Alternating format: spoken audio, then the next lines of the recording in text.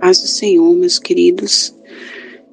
Nós vamos estudar hoje Neemias capítulo 10 e que em nome de Jesus que seja uma bênção do Senhor, nas nossas vidas, nos nossos corações, possamos aprendermos com a palavra do Senhor e sermos moldados por essa palavra, que ela venha trazer muitos frutos às nossas vidas, em nome de Jesus.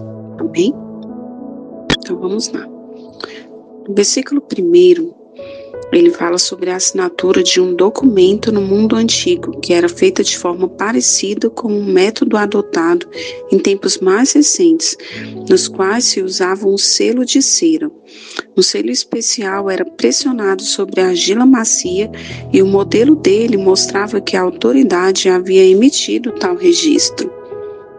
Fala aqui, o primeiro a assinar foi o governador Neemias, filho de Acanias, e depois Zedequias. Em seguida vem a lista das outras pessoas que também assinaram.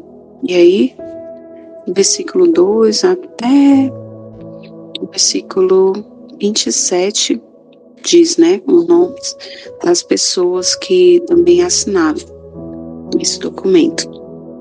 Dos versículos 2 ao 8, fala sobre os sacerdotes que selaram o acordo que aqui estão relacionados. Alguns desses nomes aparecem em uma lista posterior como chefes dos sacerdotes, lá no capítulo 12, versículos 11 ao 20. 21 sacerdotes, chefes das famílias, assinaram o acordo em nome das casas e famílias de suas respectivas classes. O nome de Esdras não aparece, indicando que talvez ele não fosse o líder de uma família. Os versículos 9 ao 13, os levitas também assinaram o concerto. Alguns desses nomes aparecem posteriormente como chefes das ordens dos levitas, que está lá no capítulo 12, verso 8. No versículo 14 ao 27, fala que 44 chefes do povo também assinaram o concerto. Ao contrário dos líderes religiosos, estes eram os líderes políticos da comunidade judaica. E ainda no versículo 28, fala que não apenas os líderes, mas os leigos também assinaram o concerto. Os netineus eram os servidores do templo que realizavam o trabalho doméstico no santuário, que está lá também no livro de Esdras 2:43. Todos os que se tinham separado dos povos das terras eram os descendentes dos israelitas, que haviam sido deixados na terra, e juntaram-se aos remanescentes que regressaram. Homens, mulheres e crianças de idade suficiente fizeram a assinatura do concerto. No versículo 29, convieram num anátema. A frase indica as penalidades pelo processo em cumprir o concerto. O povo fez um juramento para viver pela lei de Deus, o qual era uma dádiva divina dada pelo ministério de Moisés. Os israelitas juraram que observariam a lei de Deus. E essa é essa maneira de falar da lei de Deus como um todo, que está lá no Neemias 1:7, que fala sobre os mandamentos, os juízos e estatutos. Ainda no versículo 30, diz que a decisão dos israelitas de obedecer à palavra de Deus em todas as áreas de sua vida não foi apenas uma declaração geral. Está lá no versículo 29 também. O povo prometeu obedecer à lei de Deus especificamente em suas relações matrimoniais. O casamento com não-judeus era claramente proibido nas Escrituras. Os pais de Israel decidiram proibir seus descendentes de casarem-se com não-judeus. Aí está lá no versículo 30, que ele fala: não daríamos as nossas filhas aos povos da terra, nem tomaríamos as filhas deles para os nossos filhos. No mundo antigo, os casamentos eram geralmente arranjados pelos pais. Ainda no versículo 31, fala sobre outras áreas da vida que foram incluídas na dedicação do povo à lei de Deus. Esse versículo 31, ele trata da observância do sábado.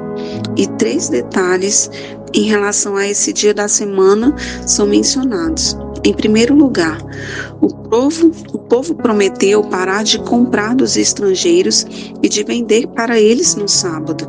Em segundo, ele se comprometeu a observar o ano sabático, ou seja, a deixar seus campos sem cultivo a cada 7 anos, que está lá em Levíticos 25, do 1 ao 7. E por último, decidiu não cobrar dívidas durante o ano sabático. Isso está em Deuteronômio 15, do 1 ao 6. O povo estava dedicando-se a guardar a palavra do Senhor em sua vida profissional. Os versículos 32 ao 39 diz que o restante do capítulo trata da promessa do povo de obedecer à palavra de Deus em relação ao templo.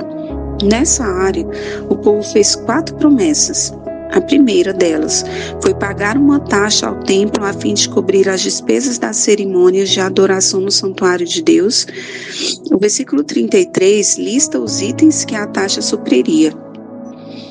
E a segunda promessa, fornecer a oferta da lenha. A lei determinava que a lenha queimasse constantemente no altar. E Neemias fez com que essa fosse uma obrigação da congregação. E a terceira promessa, que era oferecer ao Senhor os primeiros frutos no templo, como reconhecimento de seu status como dono da terra. O povo prometeu os primeiros frutos de todas as árvores, o que significa que ele estava indo além das exigências da lei. Ademais, o primogênito dos animais também pertenceria ao Senhor. E também prometeram remunerar os sacerdotes. Amém? Então, glória a Deus, por esse estudo. E a gente vê que a renovação liderada por Esdras, ela resultou num firme compromisso de obedecer à palavra de Deus e de viver segundo seus padrões. O povo, ele se dedicou a servir fielmente os mandamentos e as regulamentações de Deus. Eles também se dedicaram em conservar-se espiritualmente puros e incontaminados pela cultura ímpia que estava à sua volta, e se dedicaram também a apoiar a obra de Deus com o seu tempo, com o seu dinheiro e com as suas posses. Nós louvamos ao Senhor por mais esse estudo, e que em nome de Jesus, que assim como nós vimos nessa palavra, que nós também possamos ter um compromisso de obedecer à palavra do Senhor e vivermos segundo os seus padrões, que em nome de Jesus, que estejamos firmes nesse propósito de seguirmos fielmente a palavra do Senhor, os seus mandamentos, as orientações do Senhor para as nossas vidas, que em nome de Jesus possamos nos conservarmos espiritualmente puros e incontaminados, que não venhamos nos distrairmos e nos misturarmos com a cultura ímpia que esteja à nossa volta, mas que possamos santificar as nossas vidas, os nossos lares, as nossas famílias, que possamos em nome de Jesus apoiarmos a obra do Senhor com o nosso tempo e também sermos fiéis nos nossos dízimos, na nossa contribuição na casa do Senhor, e que em nome de Jesus, que a bênção do Senhor esteja sobre nós e sobre a nossa família, para a glória de Deus.